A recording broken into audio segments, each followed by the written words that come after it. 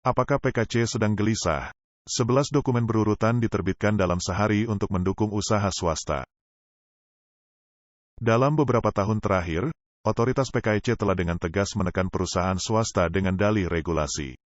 Pendekatan yang disebut negara maju, swasta mundur, dalam beberapa tahun terakhir telah secara serius merusak ekonomi pasar yang normal. Dengan ekonomi China saat ini berada dalam keadaan putus asa dan menghadapi kesulitan, terjadi eksodus massal bisnis yang mengakibatkan pertumbuhan GDP negatif dan tingkat pengangguran anak muda mencapai hingga 46% atau bahkan lebih tinggi dari itu. Untuk mengatasi situasi tersebut, rezim membuat langkah-langkah. Pada malam tanggal 19 Juli otoritas Beijing berturut-turut mengeluarkan 11 dokumen yang menekankan revitalisasi ekonomi swasta dan mendorong perkembangan serta pertumbuhannya. 31 artikel dalam dokumen tersebut mencakup 8 area utama, termasuk menciptakan sistem hukum untuk ekonomi swasta dan mengikuti panduan sosialisme dengan karakteristik China untuk era baru, karya Xi Jinping sebagai prinsip panduan.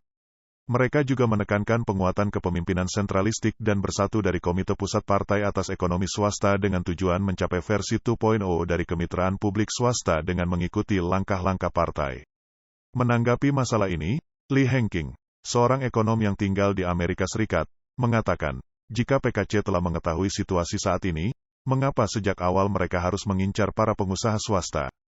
Sekarang mereka berpura-pura mendukung dan mendorong ekonomi swasta dengan pendekatan yang mereka sebut, gerakan gaya. Apakah ini benar-benar akan memiliki efek nyata dalam menyelamatkan ekonomi? Saya pikir ini hanya setetes air di dalam ember. Menurut agen berita Xinhua, PKC berjanji memberikan perlakuan yang sama dan bermain adil untuk perusahaan milik negara dan perusahaan swasta. Namun, para ahli ekonomi mempertanyakan hal ini, karena para pengusaha swasta ini sangat cerdik karena sudah terlalu banyak kali ditipu dan dikelabui. Selama beberapa dekade terakhir selama 70 tahun pemerintahan PKC, aset dari pengusaha swasta dan bisnis-bisnis individu di China telah dirampok berkali-kali. PKC bisa mengubah peraturannya dalam semalam. Hukum telah menjadi alat di tangan para penguasa atau pejabat.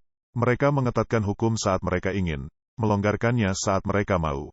Ketika ekonomi tidak berjalan baik, mereka melonggarkannya, dan ketika ekonomi sedikit membaik, mereka mengetatkannya kembali, bukankah begitu?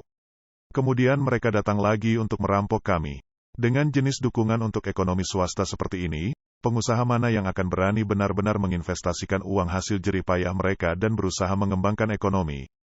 Pengusaha Huruyin, yang saat ini tinggal di Florida, Amerika Serikat, dengan tegas menyatakan bahwa otoritas PKC tidak akan mampu benar-benar mengimplementasikan kebijakan-kebijakan ini.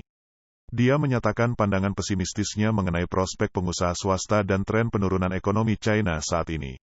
Menurut pengamatannya, banyak industri sedang berjuang, seperti manufaktur, kosmetik, dan barang-barang kecil di Yiwu, sebuah kota tingkat kabupaten yang berada di bawah yurisdiksi Provinsi Zhejiang Tengah. Hal-hal seperti itu mungkin juga tidak lagi layak, begitu juga dengan pemrosesan logam dan industri terkait lainnya. Hu menyebutkan bahwa pada tahun 2009, ia memulai perusahaan teknologi di Shanghai dengan investasi sebesar 6 juta renminbi atau sekitar 836 ribu dolar AS. Namun ia tidak menerima sedikit pun pendanaan terkait kebijakan dari pemerintah. Dia percaya bahwa sangat sulit bagi perusahaan swasta untuk mendapatkan dukungan pemerintah, dan mereka yang mendapatkannya sebagian besar adalah perusahaan milik negara yang memiliki hubungan dekat dengan pemerintah. Menurutnya, masalah kunci adalah bahwa pemerintah PKC tidak benar-benar memandang pengusaha swasta sebagai bagian dari rakyat mereka sendiri. Jadi, kebijakan bantuan saat ini terutama bertujuan untuk meringankan situasi. Namun, dia menekankan bahwa kebijakan pelonggaran ini tidak boleh mempengaruhi politik.